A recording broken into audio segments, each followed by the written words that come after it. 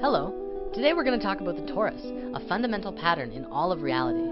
I have a friend here with me as well who's going to help share this with you. His name is Christopher Love. Hi, I'm Chris, also known as Yana. Today, I will be helping my angelic friend Patch to expound the wisdom of love and spirituality in relation to the toroid. Let's get down to it. The torus is a very fundamental part of nature. So fundamental, in fact, that science is now seeing that everything moves through this form in one way or another, including ourselves. Very simply, the torus is a self-organizing system that all comes together at a space of unity and expands its energy out all around itself until it returns back to that original space in the center, and will continue to do it again. In quantum physics, mathematics, and generally all forms of science, this geometry really begins to bridge the gap between understanding how sacred geometry truly is the geometry of life. This is a geometry that breathes. It has life itself. Our very own hearts are the first and best examples of a toroid. The heart is where it all starts. The energy of our hearts flow outward in a toroidal fashion and are also received in a toroidal fashion. This way, everything we send out in love, we are immediately affected by as a result. In other words, our emanation of love is a gift to yourself as much as it is a gift to the universe around you. You can look in nature to see these shapes everywhere. It's in oranges and apples. You can see it around tornadoes. The magnetic field of the Earth is a very powerful example, as well as how the atmosphere of the planet works too. Our modern scientists haven't really taken the concept of hollow Earth very seriously, even though this concept does explain a lot of fundamental theories about the Earth to which we don't really understand, despite all of our theories. Well, the idea of hollow Earth works in the exact same way as well. It demonstrates that our planet is designed from the core as a torus. The Earth is multidimensional, so we can actually have both a hot iron core as well as a 5D hollow Earth interior as well. For those who want to learn more immediately, check out Hollow Earth HD on YouTube. Moving on, we all know the fundamental principle of the universe of as above, so below. Well, this torus is even found at the size of galaxies. Atoms even have this very geometry as well. It's quite literally everywhere. From this basic expression demonstrates how life ought to be. All of the energy that emerges from the core travels around the torus and fuels itself. It also has the ability to give to other toroidal systems, which openly practice giving and receiving. It really sets a standard for how to do things, and we can mirror this and use it in our own daily lives as well. When you give and receive openly, you allow your energy to become toroidal. When we look at the interactions between one another, we begin to see the nature of giving and receiving. If we shift how we give and receive with others, we give ourselves an opportunity to receive feedback from what we emanate immediately. This allows for an enlightening transaction of energy between all life and allows all of our communications to resonate on that toroidal frequency of love. Love is not just a feeling, it's a vibration and a frequency that is connected through all things. The pure vibration that emanates around one's own heart and brings things together harmoniously is through a universal vibration we call love.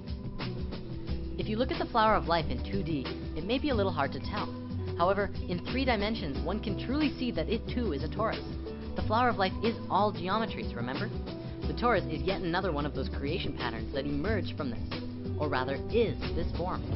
It's so important to understanding everything. Even Nikola Tesla worked with this geometry, and through it he discovered a way to access free energy for the entire planet. Well, of course, all of the corporations of the world wanted to keep charging people for energy.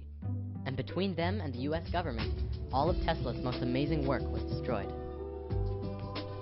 In Lesson 15, we talked a bit about this before, and now we can go deeper into it. The Institute of Heart Math, as well as Stanford University, among others, have now scientifically demonstrated that around the physical heart of your body, you have 2 toroidal fields, one inside the other, which are connected to the sacred space and the tiny space within the heart. Greg Braden has done a lot of work in explaining this to the modern world as well, and Drunvalo Melchizedek has put a lot of focus into teaching that this is some of the most important information regarding physical ascension. This is part of the understanding that is truly bridging the gaps between science and spirituality. China is doing some really amazing things. They have hospitals that are completely dedicated to the work of prana and energy, rather than the physical body of patients. In one experiment in a Chinese hospital, we see how the science of mantra is used to remove the cancer tumor of a woman in just 2.5 minutes. A mantra is a sacred sound or chant that acts as an energetic formula for prayer or meditation. Mantras allow for us to connect to our source and emanate an audible frequency that focuses our mind to the sound and thus inwardly back to the source. When chanting from the heart, these doctors allowed themselves to focus on the reality that this woman was already being healed. In this, it allowed for the mind to bypass the normal confines of reality, as its intention toroidally flowed in and out of the source of which reality emanates itself. For everyone who has been skeptical of the idea of self-healing through intention, this video is proof that it's not just a plausible idea, but it's very, very real. We need only understand why it works and how it works. To come from a skeptical place and try, you will only see skeptical results. To come from a pure and true space, anything is possible.